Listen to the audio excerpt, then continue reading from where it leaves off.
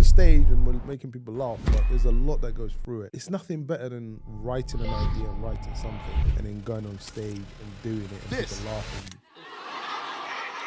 That immediate effect, like that.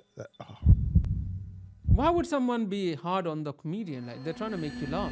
That's the thing. Sometimes people are maybe drunk or people are just hard to be around. It's difficult. Nobody want to be around them. They want to go to a comedy club and try and ruin a comedian's night. Are you actually a liar? No, but I do exaggerate. Like, there was a time I said I took the train here because I had a train joke. And my grandma said, he's lying. He took the bus. Critical of Donald Trump, but I find him funny. I find him funny too. He's hilarious. Yeah. Like, I remember he was giving this guy a compliment. It was live on TV. He was looking at this guy and he was like, he's a great guy. Ain't nobody greater. And then he goes, except for me. Someone pulled a gun on me in Brixton when I was like 17. Why? They thought I was someone. And then someone, it's like 4 a.m. Wait up, man. Zoom, zoom, zoom. It's hard to sleep, man. So yeah, I got to a point where I was like, I need somewhere quiet. True story. I did a cruise ship and I had to introduce myself. Good evening, ladies and gentlemen. My name is Prince Abdi. I am from Somalia. And I've forgotten that it was a cruise ship and it was in the Indian Ocean. They thought I was the speaker for the pirates. Like, they thought the whole place was getting like hijacked. They were terrified. Prince Abdi Bhai. Have we started? Yeah, we're on record. Prince Abdi Bhai, how are you? I'm okay, my brother. How are you? Alhamdulillah. Welcome to Side by Side. Thank you, bro. Thanks for having me, man. Alhamdulillah. Alhamdulillah. You know, I kind of bullied you into the studio, I ain't gonna lie. I know, my peer pressure. But then you're like, you know what? You can have some chicken wings. I was like, I'm there, bro. Like, you fed me well, man. Thank you. How were the chicken wings? Oh, man, amazing, man. What did you enjoy? The wings or the wrap? I like all of it. I overate, man. Alhamdulillah. Honestly, I'm not happy. Well, I won't be able to eat You got tonight. 2 more shows to go to. I know, bro. You need to be fed. I hope I don't need the toilet. I hope so. It seems like good food. You never know. Sometimes when food is too good, you're like, oh, okay. So, listen, you work very hard. Do I? Yeah, it sounds like you do. I try. I enjoy what I do. So it's always, Like, it's for me, it's not work for me, to be fair. Oh, nice. So you get paid for. I don't see it. You get paid for enjoying what you do. Yeah. I don't see it as work, man. Like, I would never complain. You know, some people got some really tough. They got some really hard jobs. Or even like, comedians. No, like people that do other jobs, like 9 to 5. Like, one of my job was tough. Well, like, I used to sell doors. That's what I used to knock on people's doors. To sell doors. Yeah. So when they open it, I'll go, do you want to buy a door? And that was a hard job. Imagine trying to sell what people already have. Like, that was the hardest thing, man. Man, the people that used to slam doors at me. So yeah, I had lots of tough jobs. So yeah, I'm just grateful that I do something that finally I love doing. So. Why is it like teachers becoming comedian? Because I know a few other people that were teachers and they become comedian. What is it? I don't know. I guess...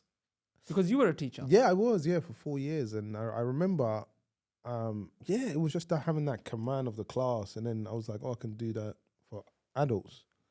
But I always wanted to be a comedian, even before I wanted to be a teacher. But the time wasn't right. I was a bit scared to go on stage, all of that stuff. And I used to watch like a lot of American comedians like Eddie Murphy, Richard Pryor, and I was like, wow, this is amazing. Then I went to a live comedy night and I was like, whoa, this is even better than, watching it on TV. So I think when I got into teaching, I wanted to make a difference. That's the main reason I went to teaching. And it was good to see kids that, when they first come into the class to, the end of the year when they're just like confident. It was great to see that. Kids that couldn't speak any English, and then at the end, they're speaking good English. It might not be the right English. They might go, yeah, bruv, you get me, but it's still English. I don't know where they got it from. But yeah, so it was great to see that, great to see all of that. So, and then I used to, if the kids, one of the tricks that I used to do when I used to teach was, I used to tell the kids, if you behaved through the whole week, on a Friday, I'll do a comedy show. And they would behave, and then on a Friday, I will make them laugh. And so that was one of the things I used to do too. So that was your like stand-up comedy club in your class? Yeah. You got to practice. So I used to do that, to the kids, I was watching recently Kevin Hart's podcast with Joe Rogan. I was like, wow, I listened to this podcast right till the end. And they were saying like, how much effort it takes to make a comedy, a script. Yeah. It's really hard. It's like we're on stage and we're making people laugh, but there's a lot that goes through it. you know. But it's nothing better than writing an idea and writing something and then going on stage and doing it and people laughing. That immediate effect, like that. Do you feel good? Like, I'm sure you get a kick out of it. It's a great feeling, yeah. People laughing at something you just wrote. Like something, you just wrote this and you're like, oh, people are laughing. You said something before coming to the studio, like you cracked a new joke today. And you tested it and it kind of worked. Yeah. What, you want to hear it? Yeah, I want to hear it. No, basically, there was a time I was in Africa and I was staying with my grandma. And I was saying that, you know, we have flies and things like that over here, but they're very shy, you know. They're just like, you know, when you're sleeping, you don't even hear them. Yeah. But in Africa, you like proper, like, it's like, you hear like, like you're like, you trying to sleep. It's dark. Like, one time I was hearing this. I'm like, where is this coming from? I'm hearing this voice. So I turned the light on. It's my grandma. And she like scared me. She used to play pranks, man. So a lot of your jokes include your grandma. Are you actually a liar? No, but I do exaggerate. Sometimes I exaggerate. Like there was a time I said I took the train here because I had a train joke. And my grandma said, he's lying. He took the bus. I was with him. Like, and it was true. I was with her. But she wouldn't let me do my train joke. So yeah. There's an exaggeration. Okay. I'm not lying. There's still a public transport, you know. Oh, nice. Because it was really nice because when I first met you, Yeah. I knew about you from before. Yeah. But I never got to see who this Prince Abdi was. Oh, okay. I was at Kismet for an event, and then there was a few other comedians in front of me, and I was about to kind of leave like nothing after the second or third one, thinking, you know what, like, I think this is it. And then my friend, he convinced me to stay, and you came and kind of, without any offense to anyone, saved the day. Oh, thanks, man. I appreciate it. It was amazing. And it was, you made the whole crowd laugh, like, you know, non-stop. Thank you, bro. And it's because my grandma wasn't there. She was there. She might have spoiled it for me. Is she still alive? No, unfortunately, she recently, she passed away recently. Oh dear. She's in a bad So place, you man. grew up in? Were you born here or? Yeah, born in South London. Okay, Like, Brixton. Yeah, well, Camberwell. So it's like, How was it? How was life like growing up as a young kid? oh man, I was. It was good. I mean, it depends. Like, I grew up in a council estate, so it was always, you know, always doing a little mischievous. You know, obviously, I never did anything in front of my parents. I was such a good boy. But as soon as I'm out there, you know, I was a bit naughty. You know, in terms of say naughty, I remember one time I think I was 11 and I stole. Like I went to Tesco's, and everyone was stealing. So I was like, oh my, no, I didn't know what a stealing was, what it felt like, but it was a fan 7-Up, but the old fan, where the guy had a hair similar to me like that. So I stole that, and then I went home, right, and then my mum saw me and she said, where'd you get that from? And I said, I bought it. And she goes, with what money? Because she knew I didn't have, I was broke, man. I had no money. I was like panicking. She was like, tell me where'd you got it from? And I was like, Tesco's. And I was like, you stole it from Tesco's? And I was like, no. Then she caught me. Then, do you know what she did? She took me back to Tesco's. And then she went to every single checkout. And she went, hi, everyone. This is my son. He's a thief. Okay, let's go to the next one. This is my son. He's a thief. And I never stole since that day. Wow. Never. Honestly, I was crying, man. She actually did that. She told them that you were a thief. And I didn't go to that Tesco's for maybe 10 years. I was she traumatized me, man. Proper. Even when she goes, okay, you go to the Tesco's, I'm not going there. I go to the other place. I go to the local shop. She traumatized me, man. Wow. So I never stole. It kind of worked, right? Yeah, it worked, yeah. I never stole. Wow. And at what age was that? I think I was 11 at the time. Yeah, I was quite young. But yeah, and this was like when I used to just, after primary school, you know. Yeah, just secondary, getting into secondary, maybe a bit of prayer pressure. But I remember there was times when my mum was, she'd tell me sometimes, I remember when I started secondary, she used to tell me that all white people work for immigration. So she used to say, make sure when you finish school, you come straight home. I used to be like, why, mum? She goes, the white people, they will deport you. They were going around. And this is because she didn't want me to stay out at that age. She was worried about me. So as soon as I finished school, I used to run home. She tricked me. And she used to time me sometimes. She's like, oh, you're 2 minutes faster today, you know. Oh, wow. Yeah, because she used to say that, yeah. And I believed her. Like, she was quite convincing. Well, and she's alive, right? Yeah, of course. Alhamdulillah, alhamdulillah. So how many do you have siblings, brothers, sisters? Yeah. I've got one brother. He's 19, and he's well, I got three brothers. But the 19-year-old is the young one. He's he's quite funny. I remember one time he got kicked out, right?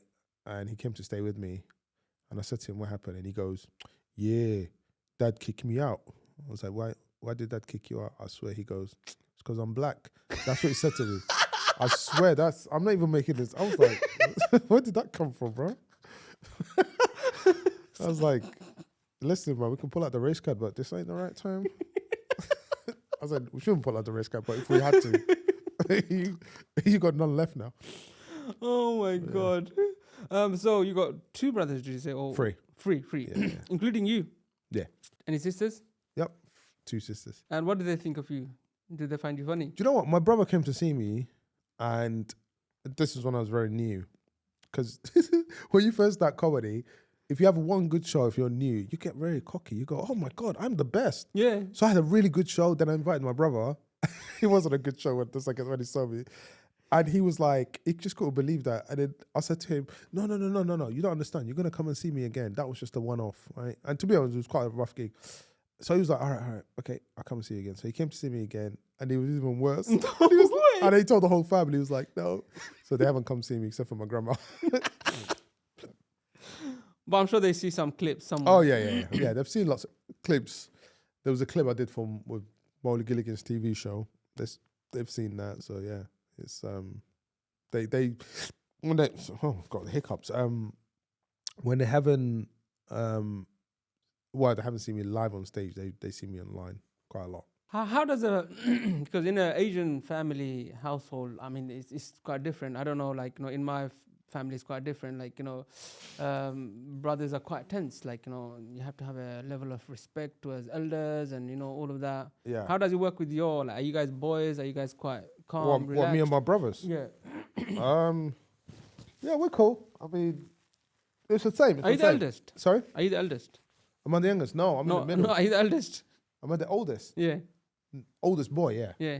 Okay. Yeah. Oh, your sisters are older, yeah. Okay. Yeah. Wikipedia says you're 53. Man, I look good for 53. Wikipedia also one time they said I got 9 kids. And there's someone, I don't know who they are, but they keep editing my Wikipedia. And I used to at first, in the beginning, I used to edit, and correct it. And then they used to say, no, you're not Prince Abdi. So you come. So I used to go, I am. They go, no, you're not. So then they used to so I just gave up. So people just write whatever they want now. I was just I almost believed that until you corrected me. Well, I look 53 to you. No, because.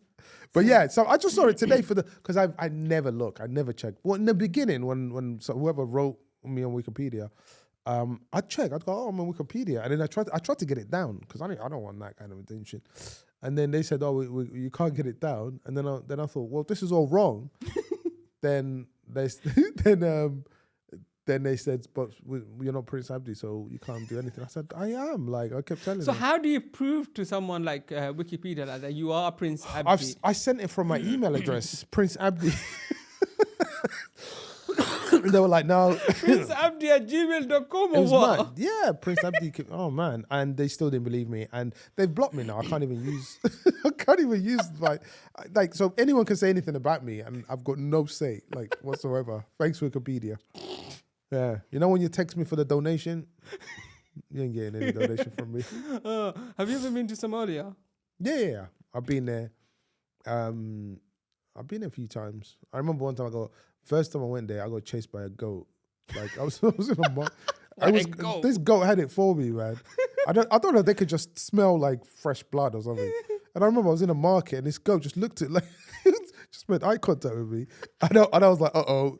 And the worst thing you could do is run away. And that's what I did. I ran away and the goat chased me and there was a wall.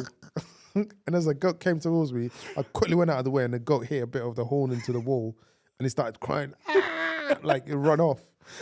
And I went back about 5 years later. I'm at the airport. The same goats were there at the airport just waiting for me. There's 7 of them. He brought his cousin. He said, yeah, that's him. Again, that bit was a joke, but The goat did chase me. Where are you from in Somalia? I mean, where did you visit? Oh, I went there in 2018 and 2022. Oh, and I went there before that, 2008. And there's Somaliland and then there's Somalia. Like, what's the difference? Someone asked me that actually, and they didn't even ask me. They assumed. Someone said to me, "Is Somaliland the theme park of Somalia?" That's what they said. I was like, "Yeah, it is. Yeah." The difference is, so the north is Somaliland and the south is Somalia. So yeah, that's What's the difference? Like, do they have a different government there? Or yeah. It's a different government. Even the accent is different. Imagine the north of England and south of England. Okay. It's like just a different accent. What, do you guys have a different accent within Somalian? Yeah. One would think like it's just Somalian. No, we got different accents. No matter where you go, we got different accents. So how we even look different as well. Some are really darker skin. Some are way lighter than me.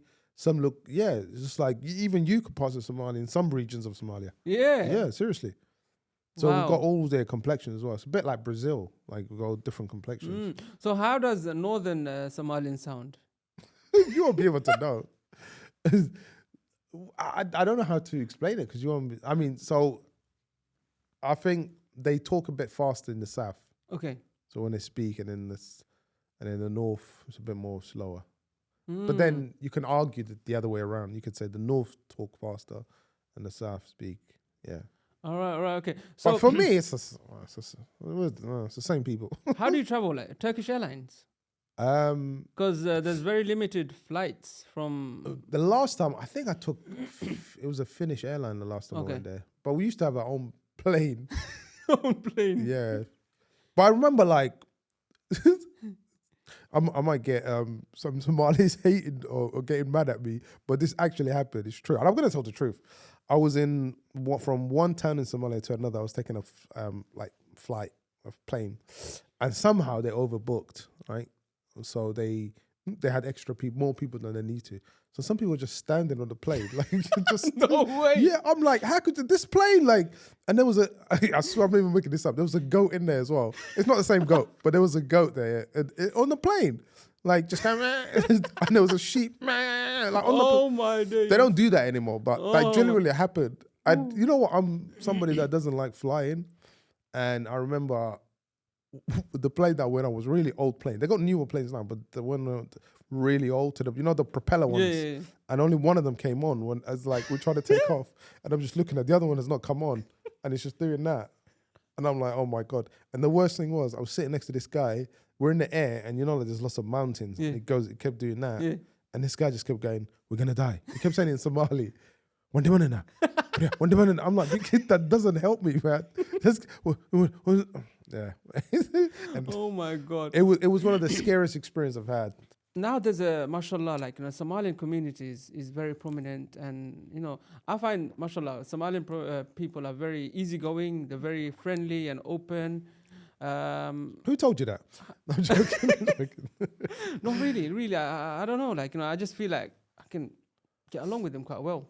Yeah, I mean we are quite chilled people. Well, we're not chilled, but we are good people, I'd say. But yeah, we've got different.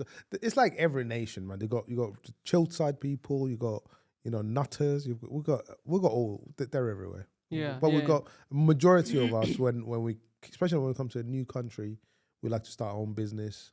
We like to help each other and help others if we can. Alhamdulillah, there's Damal, the famous Damal. Have you been to Damal yet? What's Damal? It's a Somalian restaurant. Oh yes, I have. Yeah, Damal banqueting. Yeah, there's one called Sabib. Yeah, in Acton. Oh my god, that's amazing. I saw Idris Elba there because he's married to a Somali woman. Is it? Yeah. Idris Elba? Yeah.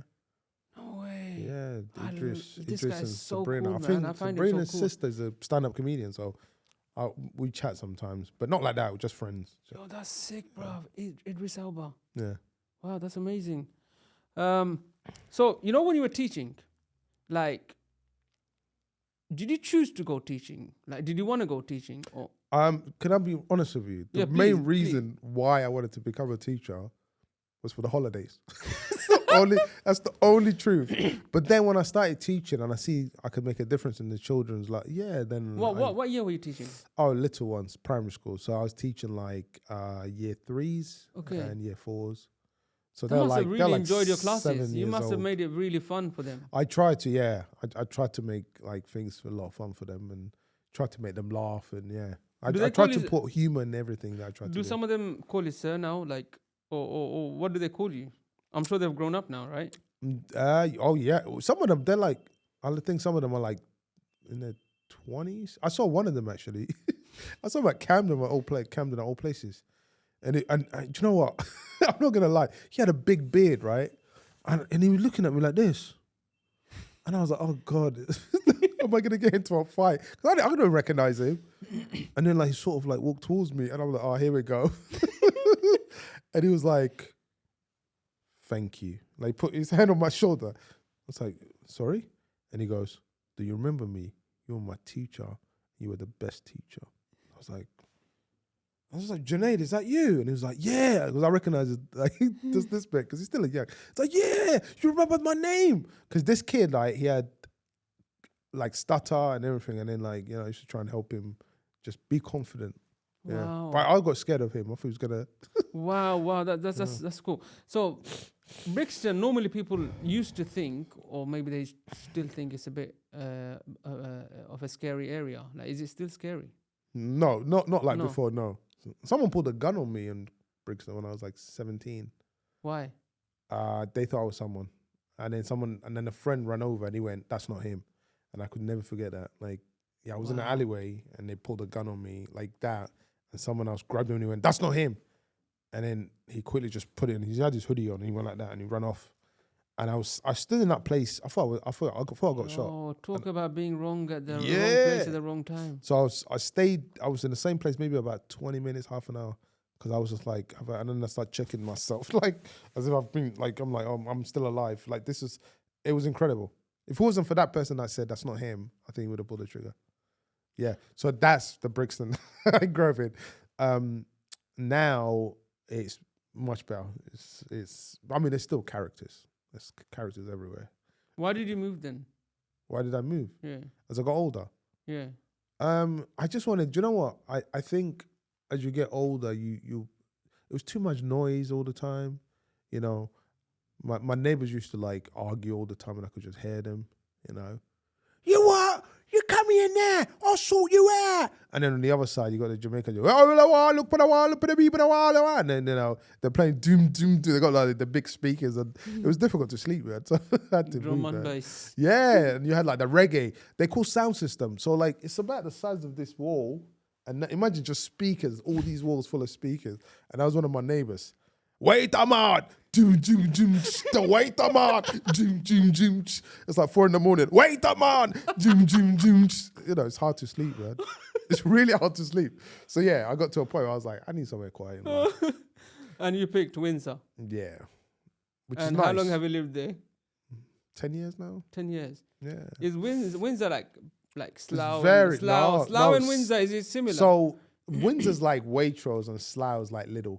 So if Oh. you had supermarkets, you know, Yo. Windsor is like way better. Wow. So Anyone from Windsor would know that. Slough, you know, I'm telling the truth. is it expensive then to live in Windsor? No comment. No comment. No comment. Only Prince Abdi can afford it. But it's great. There's a lot of posh people and they're quite friendly. But sometimes they laugh at the wrong time. Like they'll tell you a story, but then they will laugh, but it'll be like that's the bit that makes me laugh. So the other day there was this like there's one of my neighbor, Jeffrey. He goes, oh, hello, young man. I was like, hi. He goes, so recently I was meant to go to a wedding in Kensington, but I ended up in Kennington. Then he'll go. He would just laugh after, and that's the bit that used to make me laugh. He's like, I suppose sometimes you like hip hop or reggae. Yeah, they're really nice people, man. But they just Oh my laugh. God. So how do you like make sure people listen to you while you're like making comedies? How do they listen to me? How do you make sure that they're listening? Oh, Or can you make sure? That's a good What do you question. do? Like, what's your focus? That's for a them good to question. listen You or mean for like them to laugh? you mean when I'm on stage? How do you Yeah, get yeah. their attention? Yeah. That's a good question. I try. I just try to like not have too many gaps when I'm telling jokes. So I try to go boom, boom, boom, boom, boom, boom. You know, because sometimes it just depends on the audience. If it's a late audience, you got to do that. You got to go boom, boom, boom, boom. Tell the jokes. If it's like an earlier, then you can take your time, because the late ones, they're already. Yeah, they're gone. They like, so you got to quickly, their attention span is very low. So you got to go, here's a joke, here's a joke, here's a joke, here's a joke, here's a joke, you know. Don't give them, so sometimes if you give them a gap, they'll heckle. Yeah. The late ones. Yeah. I remember getting heckled in Scotland, man, and I didn't know what the guy was saying. Like halfway through my set, he just went, hey, you, aye, you, aye, you, aye. Then he went, and you're like, what the hell?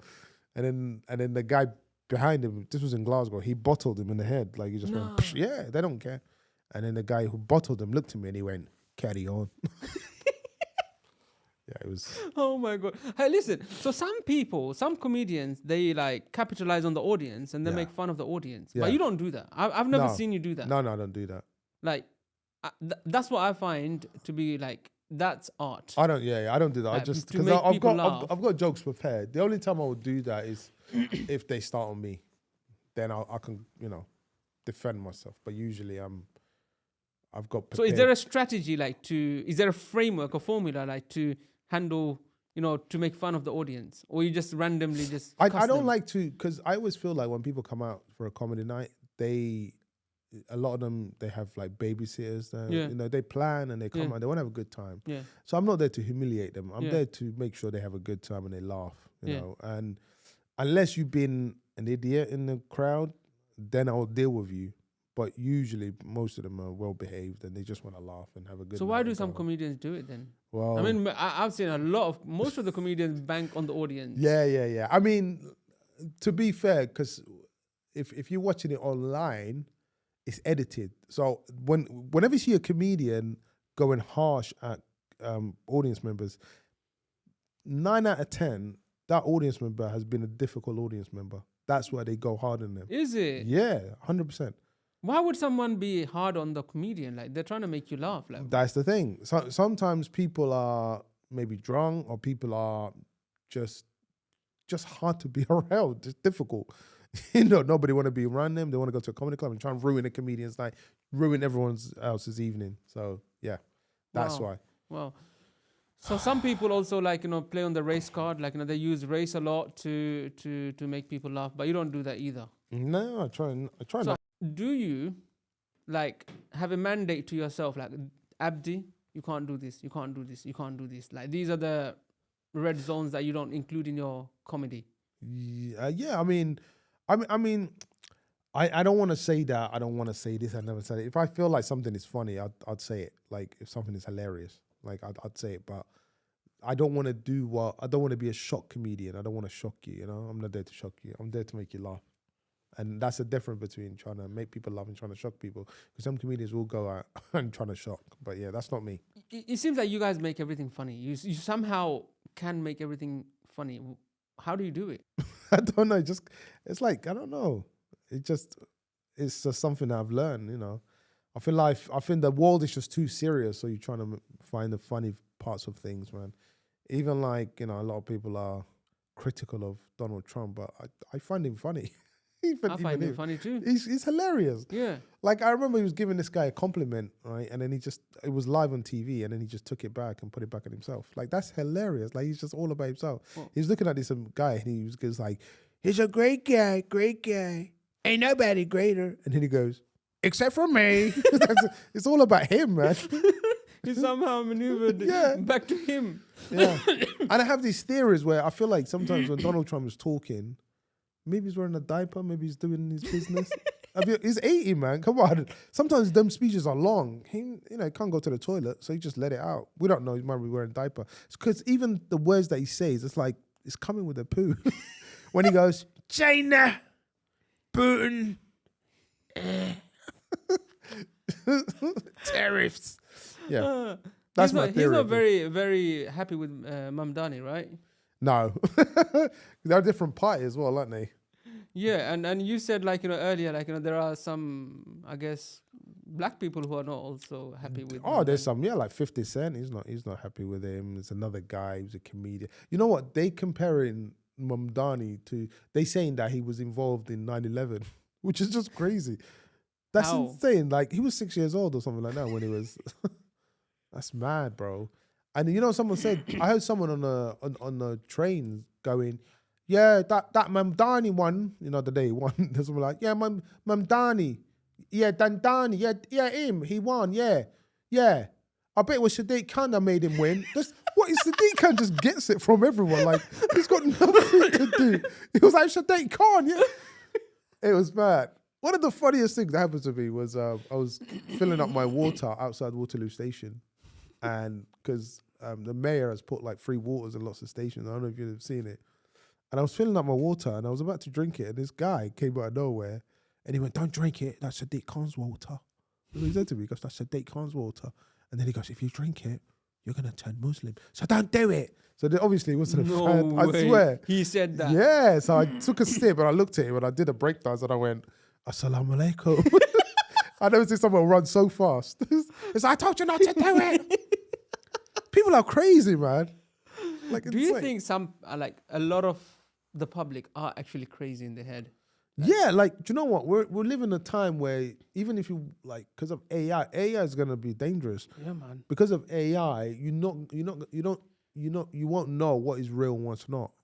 Seriously, bro, I already get confused now. Like sometimes I listen to these motivational talks. Yeah, and like some of them are AI generated. And like, yo, that doesn't sound like Napoleon Hill, but it's like people are making a lot of stuff with AI. I think there was an AI comedy club, and they were like, if you pay this amount, then you get this amount. I'm like, no, that's fraud, man. I'm not doing it. No. They were like, to join up, you got to pay £100 and you get £200 back. No, I'm not doing that. Well, There's a lot of scams. Exactly. Do you find ChatGPT funny then? Do you know what? I don't even know what that is. I've never. You don't know ChatGPT? No. No. I keep hearing about it, but yeah, this is why I don't really even use social media that much. Like I don't want it to take over me, man. Seriously, that's the artist formerly known as Prince. There's a recording I think he did in 1999, and he goes, "Don't let the internet take over you, man. It's okay to use it, but don't be used." It's quite powerful speech. If you ever check it out, yeah. Because this thing would try and take you over, and it's not for me. I should ask my ChatGPT roast Prince Abdi. It's quite good. It's hilarious when ChatGPT roasts you. Really? Yeah. So you can say anything to it, and then because you talk so much to ChatGPT, it's like your assistant. It's your assistant. Like you can ask it anything. Right. It's like Google. But the difference is it learns you as well, and then you can say, "That's scary. Roast me," or "What's wrong with me," or stuff like that. Because it remembers. Okay. So it could tell you, it can insult you. Yeah. Like if I write on my ChatGPT now, like insult me, roast me, it will be hilarious. It will be really funny. Yeah. Oh. So is there an app that you have to download? Yeah, ChatGPT. Okay. Wherever this goes out on, people are going to be like, "Oh, I can't believe he doesn't know GPT." No. I don't think it's that funny. ChatGPT. Like you're actually a comedian. You're a craftsman. Yeah, I write myself. Honestly, it's hard to make people laugh, right? Very hard. Are people waiting to be offended, or do they want to laugh? Like, what is it? I feel like people are waiting to be offended these days. It depends, man. It depends. I remember one of my earliest gigs, man. Like I was on a cruise ship. It's a true story. I did a cruise ship, and I had to introduce myself, and I said, "Good evening, ladies and gentlemen. My name is Prince Abdi. I am from Somalia," and I've forgotten that it was a cruise ship and it was in the Indian Ocean. And they thought I was like that, and they thought I was the speaker for the pirates. Like they thought the whole place was getting hijacked. They were terrified, man. I've never seen people scared. They were very tense. Oh my god! And then I realized, what have I just done? I've just made everybody, uneasy. And there's a little old lady, and she goes, "Where you taking us? Where you taking us?" And then I tried, me being me. I just went, "Oh, don't worry, I'm not a pirate." And then I said, I'm your captain now. But I was joking. But then, yeah, that didn't help. Yeah. Yeah, it was. But you know, the Somali pirates are not actually pirates. They were fishermen. Okay. Yeah. Originally, they were like, they I were just actually doing their thought they were fishes. And pirates. then you had all these companies like, This episode is brought to you by Buddy's London, the fried chicken legends of East London. Remember those classic PFC spots most of us grew up eating in? Well, Buddy's has brought back that old school East London fried chicken flavour with a modern twist, infused with secret Bangladeshi spices passed down through generations. Buddy's is a clean, family-friendly restaurant that uses technology to enhance the guest experience. Whether you're using their click and collect option or the deliver to your car concept via their app, Buddy's has you covered. Check them out at buddieslondon.com. toxic waste. And they will get that. They'll hire out private companies to get rid of the toxic waste. And they would do it? Places where they think they can get away with. So Somalia, you know, I think they've done it in like loads of coasts of Africa, but Somalia was the main place. And then they also had trolls, and these trolls will come and just suck the fish and go.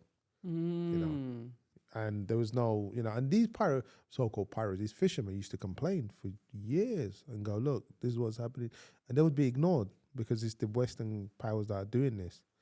So now that's why they became so-called pirates, because they were like, we've got nothing to live for. They go into the ships and hijack and hold them for ransom.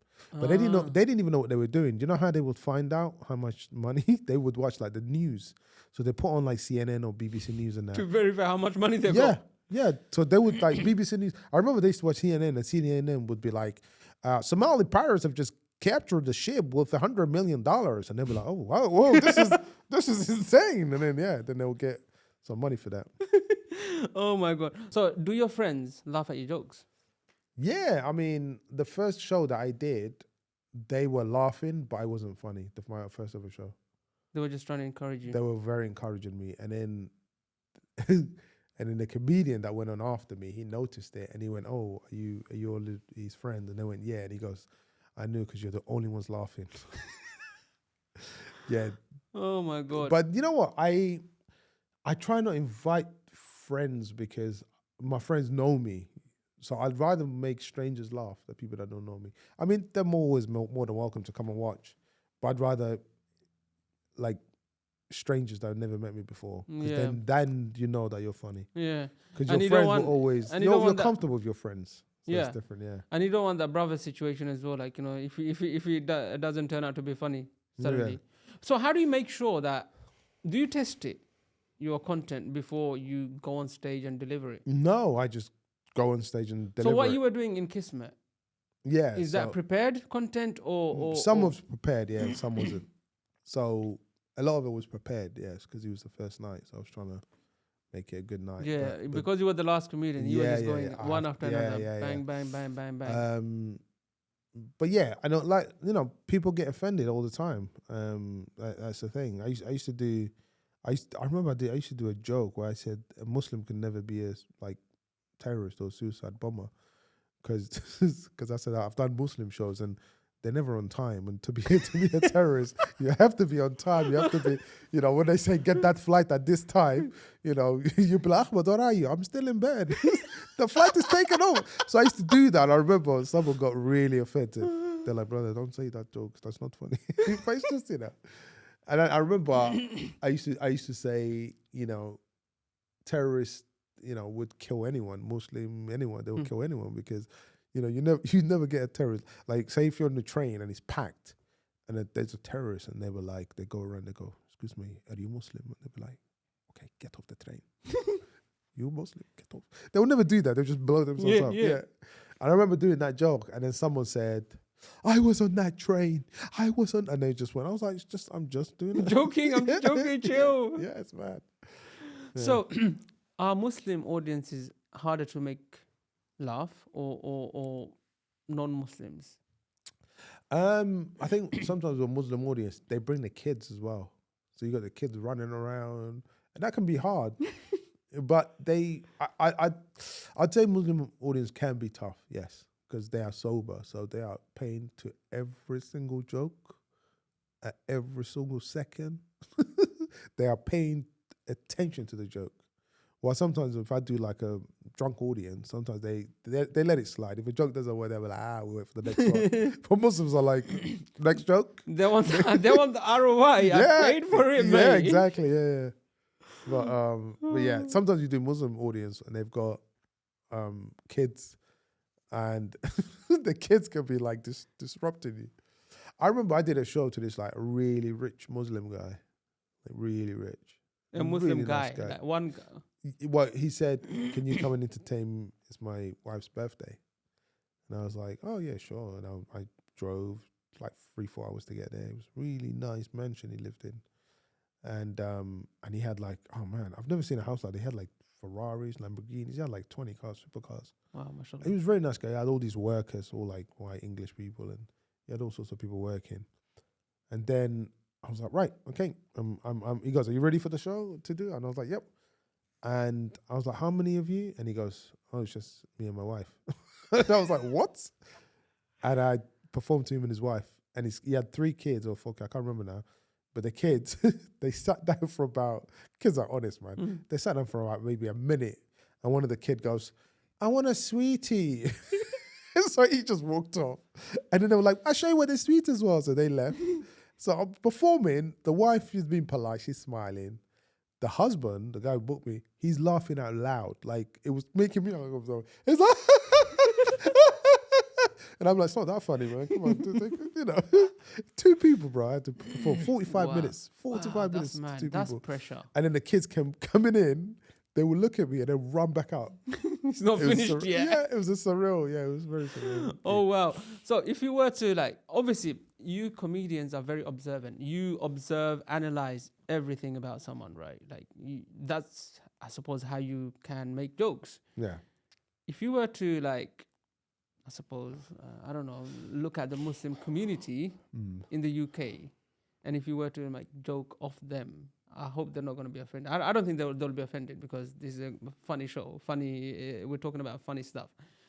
Like, what are the bad traits we have as Muslims that needs fixing up? Do you know what? I think sometimes you get Muslim audience. I don't speak English. So it's like uncles and aunties, and they'll sit there. Nobody tells me. So I'm sweating. I'm working really hard, and then every now and then I'll go, Uncle Ali, are you enjoying? And the uncle doesn't know what to do, so you do the nod head nod, and then after, like the uncle will come and he'll shake my hand. He goes, sorry, not English, and I'm like, no, they put them all at the front and they didn't tell me, so that could be hard. The other thing is, I think sometimes when I do Muslim shows, it's not set up to the way that it should be for comedy night. So it can be quite tough. Sometimes the audience are very far away. It's all lit. So people, if everybody can see each other, they are conscious to laugh because that's why comedy, when it's in the dark, people can laugh because nobody's looking at how you laugh. Because people laugh differently, don't they? Yeah. Just imagine the light is lit and someone who's going like this. You know, if someone doesn't want to see that, you know what I mean? Yeah. Because that person's conscious, but if he's in the dark, he can do whatever he wants, you know what I mean?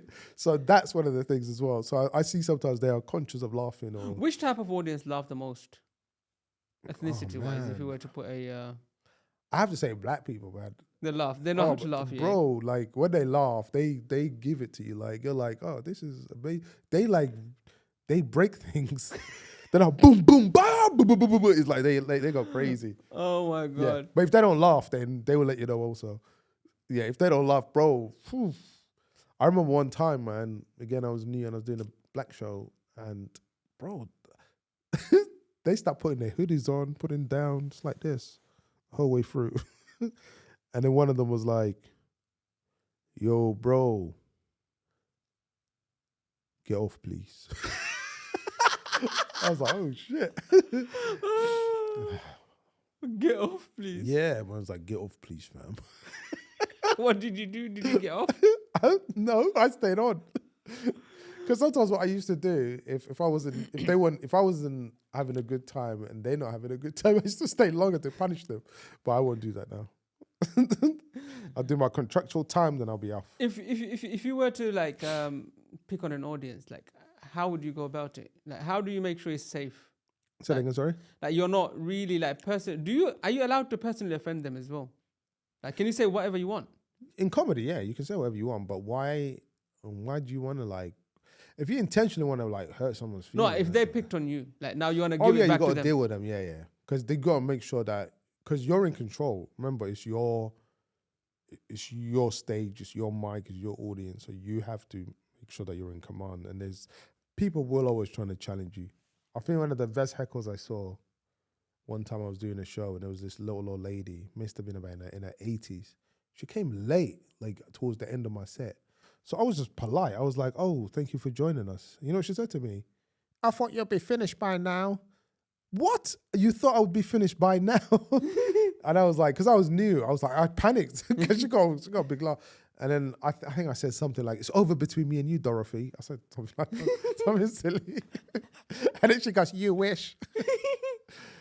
But yeah, there are people that come out and they trying to, sabotage your like evening, but yeah, that's where we have to be. What do you think of Mayor Sadiq Khan? Is he doing a good job for London? Yeah, man. Like, I mean, I don't live in London anymore, but I think, for him to be, he's been elected like how many times? So he must be doing a great job. Must be doing a great job. Well, Donald Sadiq Khan.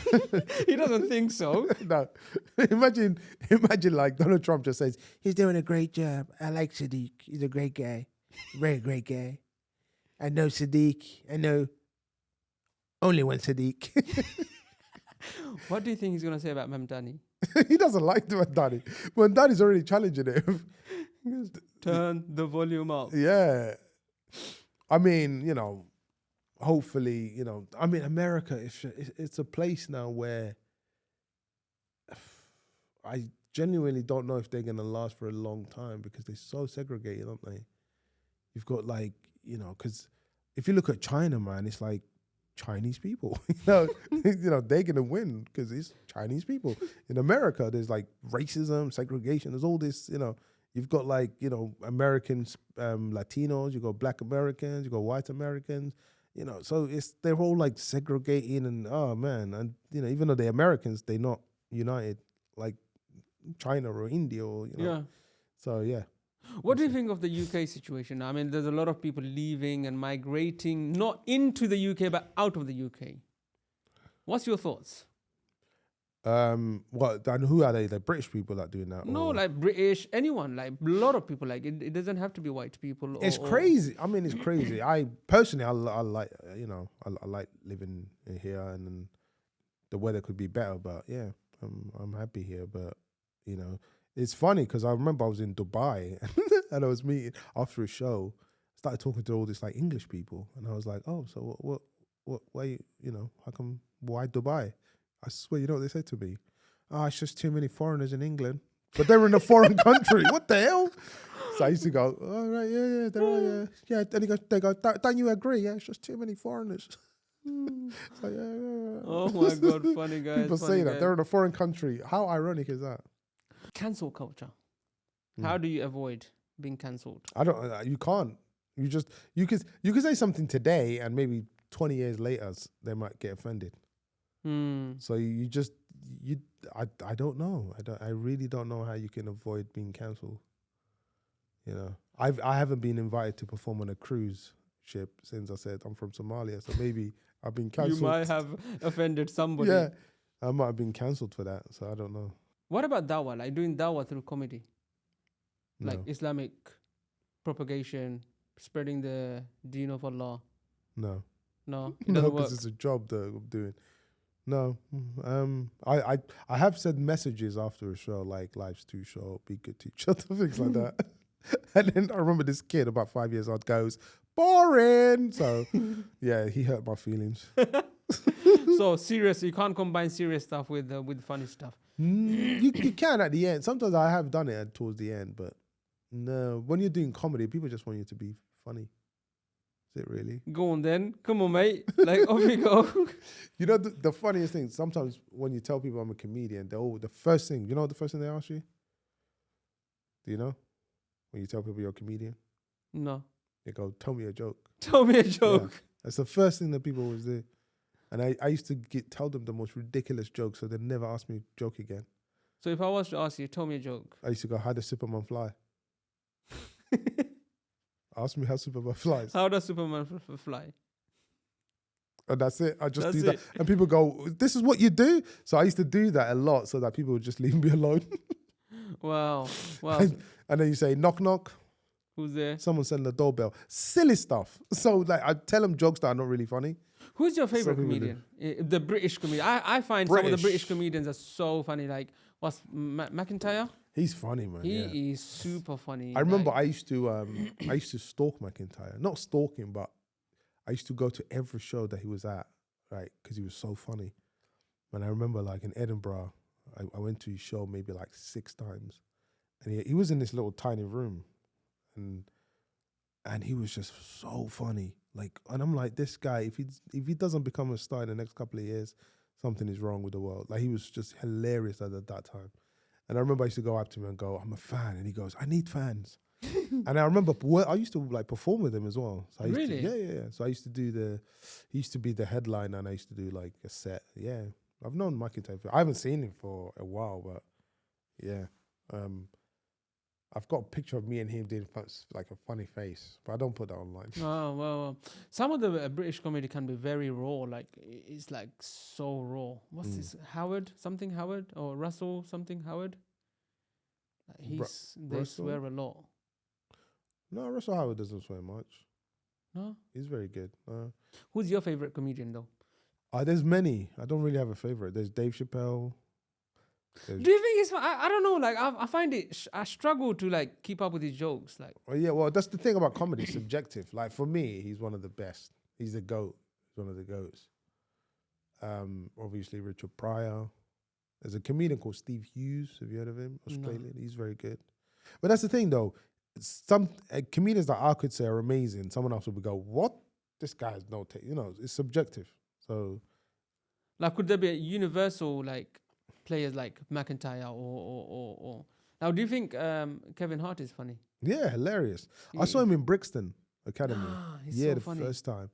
And some friends of mine were performing with him. And I remember he did this joke, man. It was, I think to this day, I'd never laughed so much. This joke was one of the funniest jokes.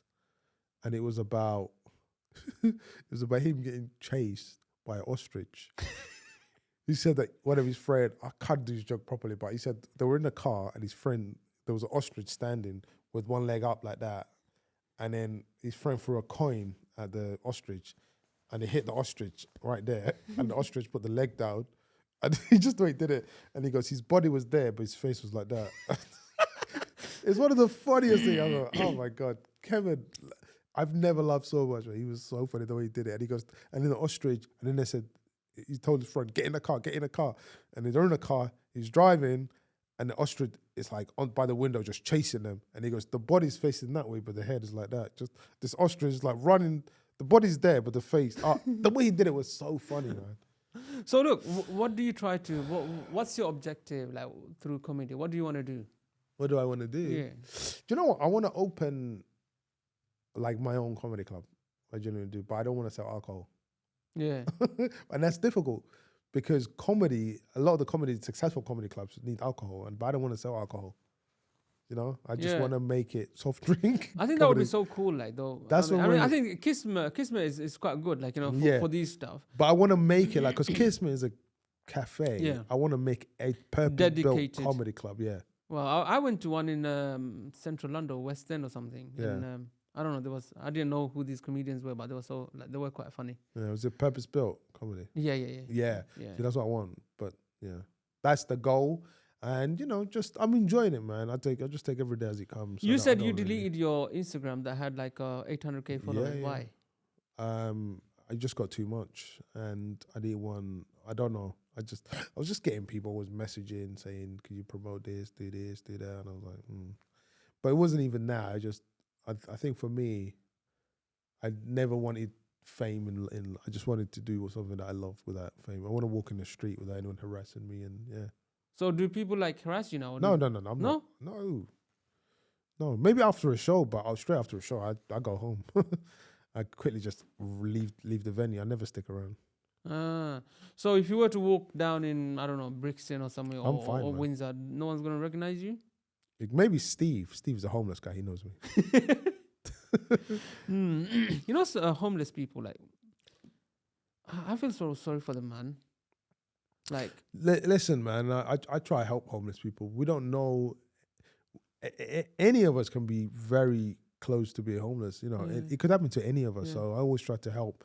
Homeless people are vulnerable people, man. Yeah. They just need help. You know what I mean? yeah, because no one wants to be homeless. No No. one wants to sleep on the street. No, Like, exactly. They don't wake up one day and say, "Hey, today I decided I'm gonna go and sleep on the street." Exactly. So they're vulnerable people that need help, and we should all help. I try buying them food, not drugs and alcohol. I try buying them food. I remember one time this homeless guy got really he got really angry with me because he goes, I was coming out of the tube station. He goes, "Oh mate, I'm really hungry. If you could buy me some food, that'd be great. If you could just give me some money towards food." That's what he said. Give me money towards food. So I was like, "I'll buy you food," and he goes, "Okay," because he never thought it was gonna get past that. So I go, "Okay, what would you like?" And he goes, "All right, yeah, Subway." So I took him to Subway, and then he started getting more agitated. And he goes, "Can't you just give me the money?" Then I realized it's not for food. Oh, So I tried buying them food. Yeah. yeah, man. So what do you think? The future of Muslim community in the West is like gonna be in the very near future. Do you know what? That's a really good question. I really pray that we can all just get along because there's so much Islamophobia. There's anti-Semitism as well. There's so many hate out there that, and then you've got people that are influencers that would make money out of the back of, you know, hate and things like that. So I just really wish that we can, you know, just get along. There's sometimes I have conversation with people and you'll be shocked at what they say to me. There was a guy one time, he said to me, "Yeah, very soon we're going to have to attack the Muslims because they're taking over." No, Muslims are not taking over. Just relax. Like less than 5% or something. Oh my God. Like this, it's because one person would say something and it would just spread. And then you get these narrow-minded people that never work and blame everything on immigrants. And there you go. They just blame So we Muslims. need more on people like you, like more Prince Abdis, because through humor you guys can communicate so much. Yeah, I mean, in a funny way, but it lands nicely as well. Think about it. Just say if all immigrants went back, right? Who's going to feed the people? Who's going to take them home when they're drunk? Who's going to look after them at the hospital? Like, think about it. You know what I mean? Yeah. Also, a lot of these people that don't like immigrants and that, you know their favorite food? Curry. Chicken tikka is Yeah. apparently the national yeah. food of England. They love all that. Yeah, come on now. Like, you're hating all these people, but yet you don't want to eat the food, you know. And without immigrants, this country is, you know, it'll break down. You know, us Muslim people, we're quite divided within ourselves, aren't we? Like we're really divided. And I think we're quite racist to each other as well. Elaborate. I don't know. Like, sorry, I'm middle class. I don't know what you're talking about. Bengalis might be racist to Indians. Bengalis may be racist to another Bengali. Like there's so much division. There's so much. Well, this is the thing. You know what? Put it this way: if human beings, right, we all look exactly the same, we still find a way. We still find something. True, you know true. that if we're the same color, we'll find the tiniest. Oh, that person's got a little dot there, or oh look, Yeah, that little they have hair's got a coming. dot Like we'll find something to, you know, To be offended with. yeah, not to not like each other. So it's a human nature, man. It's nothing. That's true, no? Yeah, it's crazy. Because that bugs me a lot. Like, why can't we be more happy? Why can't we be happy with each other? Why can't we? It's crazy. It's crazy, man. It's yeah. I mean, if we're it's getting serious now. If we were all just treated each other as human beings, the world would be a much better place. Yeah. There's so much wealth in this world. There's so much. We got so much stuff, but yeah, it's greed. So much greed. Yeah. You know, all these people are dying. Nonsense. Like, just dying. People should not die of hunger. Just imagine that. That's the saddest thing. People lack of water. You know, and then you got billionaires, and you know they hire out, you know, islands for weddings and things like, you know, it's crazy. People are spending like hundreds of millions on stuff on painting. Yeah. People are buying painting. Do you get this hype about painting? Because like, you know, No. I don't No. either. No, someone's dying of not having water, but yet someone's buying 400 million pound worth of painting. It's mad. What life are we living in? It's insanity, man. No, you're right. We just need to, if we just treated each other as human beings, then I think world would be much. Do you better think place. us as Muslims, like living in this country, do you think we should be talking more to non-Muslims, like just like chit chat, you know, talking to each other? Absolutely. Hey, how are you? Dialogue is the best way of just getting along. That if we can just chat to, because the problem is it's a lot of fear. You know, when people are hating Muslims, a lot of them are ignorant. They've never sat down with a Muslim and had a talk and spoken to a Muslim. Some with a Muslim, they haven't really spoken with a non-Muslim, and that's the problem. If people communicated, then they'll be like, "Oh, do you know what? I thought you were gonna do this to me. Do you know what I thought? I thought you were gonna do that to me." You know, that's what we become. And people be like, "Oh, I'm so sorry." Now hug each other. But people don't do that. Yeah, that's We got true. this fear, like there's so much fear mongering, and Yeah. people like lie. You know, people say this and that. You know, it's sad, unfortunately. Yeah. But yeah, So talking of we must kill everybody. No, I'm joking. Imagine after all that, I killed them. Hey, listen. So speaking of fear, what's your greatest fear in life? My greatest fear. Yeah, this is getting very, very serious now.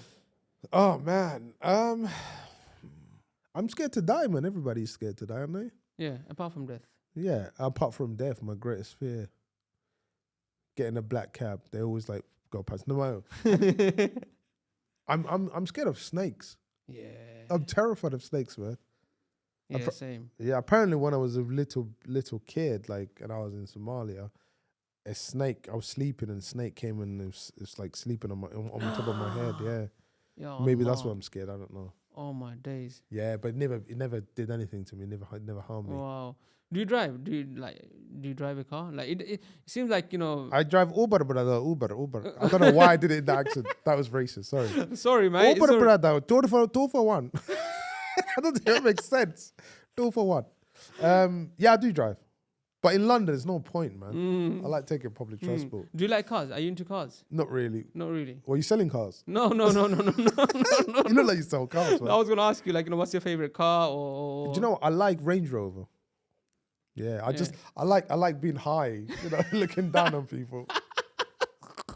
But I don't have a Range Rover. But I might get one day. So. One day. What are you saying one day? Like, you know, comedians make bare money, no? No, we don't. Comedians, we are most exploited, man.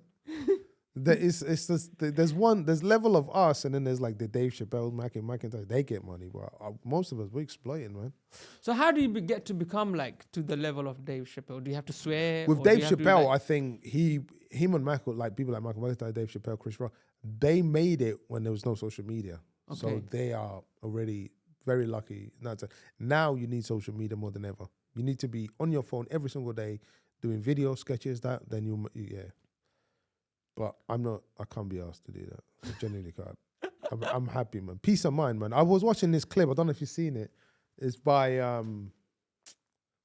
Mike Tyson. And you know what he said? He said he had the best time of his life when he was in prison. He had peace of mind. And then the guy was interviewing went, what? Over like £30 million a night or $30 million? And he's like, yep. He goes, you have nothing unless you have your peace. True. And True. that hit me, man. So yeah, for me it's peace. So man. anything that costs you peace, you're not interested. Not interested. You'll cut it off. Yeah. That's good. Well, that's a good strategy and motto to have for sure. I suppose it's been quite a while, like, you know, we've been talking, mashallah, like, you know, It's been good. you've kept us entertained, and honestly, like, I am so forever grateful that you've made the time to come all the way from Windsor. Thanks for bullying me, man. To bothering you. I bullied did me. pester you. I You're said, like, you better listen, calm mate, down, bro. listen, mate, you better come But down. you know what? I need to come needed that, man. Thank you. Yeah, alhamdulillah. I didn't, because I didn't know, like, whether to push you No, or, like, I needed I that, thought, man. you know, I need this guy in, though. Like, I needed it, I'm just man. going to be, like, a bit annoying then. Because you know, I don't do podcasts. I don't do interviews. I don't. So you got me. You were here, in man. Capital Radio or something recently as well. Yeah. I Yeah, had to so do like, that. you know, you're a big boy, and now you're like, you know, with the humble podcast. Alhamdulillah, I This is hope nice. our viewers will continue enjoying, and Thank you you, know, bro. if they subscribe, then we can get more people like you. Thank you, know? bro. Appreciate it. Inshallah, and maybe we'll have more episodes with not just one, so many comedians, inshallah. Do you have any message for our audience? Obviously, the message has to be they have to subscribe and stuff like that. Please subscribe. Please subscribe. This is the East End of London. Just come on, mate. Just do it. All right. Yeah, and let's be human beings. That's it. Alhamdulillah. Thank you so much for coming in. And once again, I think our viewers and listeners will enjoy this one because we've never had a comedian before. This is the first time. Thank you very much. Thank you. What did you say about me before? If Trump saw me, what would he say? He looks Mexican. Hard worker. But we gotta get ice. Ice. Oh my God. You could pass as Mexican actually. All right, listen. Thank you so much. And inshallah, let's get you onto your next gig. What does Achme Bahut Achata mean? Achme Bahut Achata. Bro, I'm not Pakistani. Oh, is it Pakistani? I'm I thought it was Bengali. I remember I used to teach around here in Tower Hamlets. When I do supply, and one of the kids was really bad. Asad, he was naughty. And then I remember I said to him, I'm going to talk to your dad after school. And he goes, tell my dad, I don't care, right? And then after school, I saw his dad and I said, like, he's been silly, and then his dad goes, sorry, no English. And I said to Asad, you better translate, tell him the truth, what I've just said, that you've been naughty, you've been throwing papers, you're not listening. And he told me to tell your dad that you don't care. And then they said that word. He goes, Achme bahut ajata. And his dad was like, he's like laughing. This kid, like, and I said, what did you say to your dad? I said, I've been bad. No, you didn't. Why is your dad smiling? Why is he giving you sweet? Oh my God. This is so funny. I wish we could talk so much more, but I do realize you have to get to your next gig. I have to. On a Saturday, you're working so hard, man. People think comedians just live in it large, but actually I have another show, hard. man. Yeah. January. I don't know how you're gonna do it. Like you have to get your Red Bull out. Yeah, definitely, man. Thank you so much, Jazakallah, Thank and you. I'll speak to you soon. Thank you, brother. Assalamu alaikum.